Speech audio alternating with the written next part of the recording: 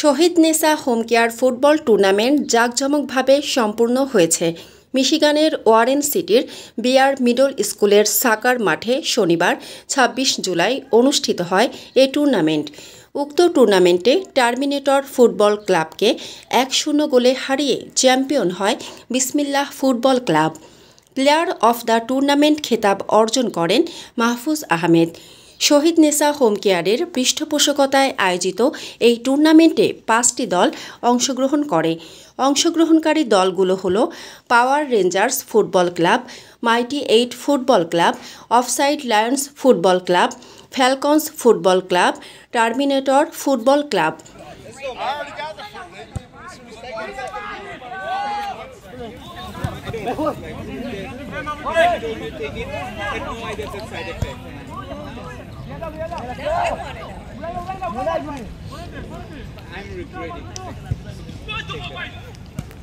Nice, Mateo, nice.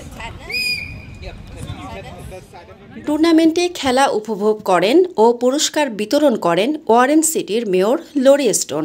শহীদ Nesa Home কেয়ারের কর্ণধার সুমন কবিরের সভাপতিত্বে এ সময় অতিথি বক্তব্য রাখেন councilman Henry Newnan, deputy police commissioner Charles Ruston, police captain Matthew Dillenbeck, Bangladesh Association of Michigan বামের সভাপতি জাবেদ চৌধুরী, রিয়েলটর কামাল উদ্দিন ও loan officer Sunny জায়গিরদার।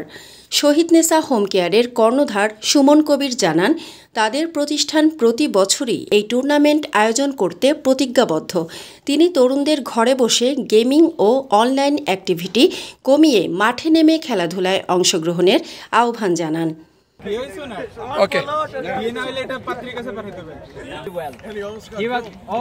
He almost got killed too. So well-deserved victory for Rafi. Who is the last one? Take the Champions Trophy as well? Yes. So Okay. I think Champions Trophy all over this. I'm going to try this. Congratulations, guys. Thank you. Go, boys!